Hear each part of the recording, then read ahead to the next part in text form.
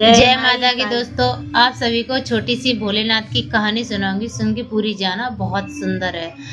तो दोस्तों, एक बार माता पार्वती से कुछ दुष्ट बढ़ते आ रहे थे उनकी तरफ। तो माता महिषासुर और जो महिषासुर मानी थे बहुत बड़े बलशाली थे। माँ कालिका की इज्जत पे मतलब वार कर रहे थे। वो उनको ऐसा लगता था कि ये इसको हम छू लेंगे। ऐसा नहीं था, आद शक्ति है, भस्म भी हो जाएंगे। उनके अंदाजा नहीं था उनको। तो दोस्तों, उन्होंने अपने पति से रक्षा की भीख मांगी कि स्वामी, ये राक्षस हमारी तरफ बढ़ रहे हैं, आप हमारी इनसे रक्षा करें। तो भोलेनाथ ने बोला कि जब भी स्त्री को कोई जरूरत पड़ती है तो वो पुरुष के पास क्यों आती है, स्वयं अपनी रक्षा क्यों नहीं करती है। इतना बोल के भोले बाबा अपनी भक्ति में लीन हो गए, समाधि में। अब माता पार्वती अकेली पड़ गई। बोली, अब मैं रक्षा कैसे करूंगी, मैं एक अबला, ये बलशाली राक्षस। तो माता पार्वती बहुत ज़्यादा दुखी हो गई। और जब उन्होंने किसी को नहीं सामने मतलब अपनी रक्षा के लिए पाया, अपने आप को अकेला पाया, तब उन्होंने अपने अंदर की शक्ति को जगाया। तब उन्होंने रुद्र रूप रखा माँ काली का। जब उन्होंने सब जगह से हार गई, कोई चारा नहीं मिला। तो बहुत प्यार करते हैं माँ पार्वती से।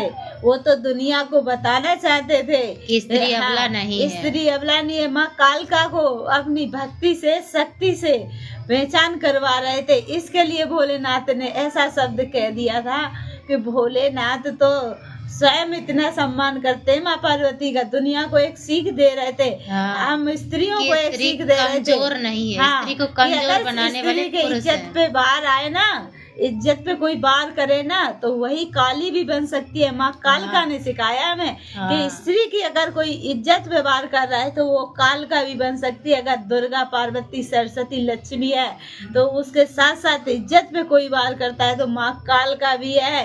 तो अपनी रक्षा स्वयं करे।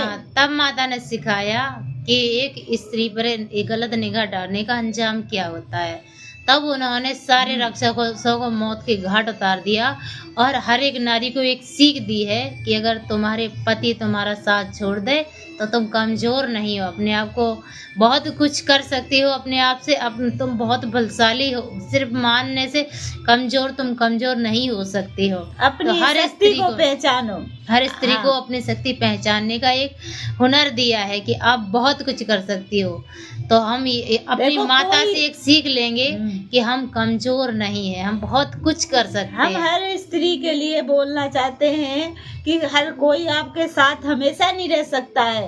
तो हम ये कहते हैं कि ऐसा मत खाओ पियो कि हम अपनी रक्षा न कर पाए। तो कहते हैं ऐसी झांसी वाली रानी जैसे योद्धा बनो, ऐसा खाओ पियो और अपनी रक्षा करो। कोई रक्षा जब नहीं करने, हर कोई साथ नहीं हमेशा रहता है।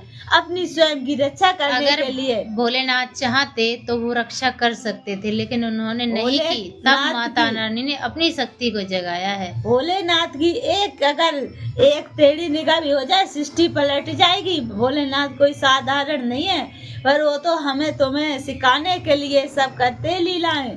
महाकाल है वो। माता रानी हम जैसी तब साधारण स्त्री थी। उनको मतलब ये ज्ञान नहीं था कि हम इतना बड़ा रुद्र रूप भी रख सकते हैं। लेकिन जब कहते हैं ना कि स्त्री कमजोर जब ही मजबूत होती है, जब उसके पास कोई परिस्थिति आती है, जो कोई सामना ऐसा आ जाए कि जिससे वो लड़ने की क्षमता हो उसमें, तभी स्त्री के बल पता चलता है कि हाँ, वो इतनी शक्तिशाली है। सिर्फ पहचानने की बात है, अपने अंदर की शक्ति को जगाओ। स्त्री कमजोर नहीं है, पर धर्म पे भी चलना पड़ता है। इसके लिए धर्म पे चलना पड़ेगा, पतिव्रता रहना पड़ेगा। इसके लिए करना बहुत कुछ पड़ेगा। तब माँ कालिका का बल आएगा कि वो आद सकती है। मजबूत कैरेक्टर होना चाहिए। अगर अपना चरित्र मजबूत है तो आप एक सीता हो, आप एक नारी हो, एक मजबूत हो, महाकाली हो। मेरी माँ यही शिक्षा देती है कि हर स्त्री मजबूत है, हर स्त्री हर संघार कर सकती है, स्वयं की रक्षा भी कर सकती है। जय माई कालिका।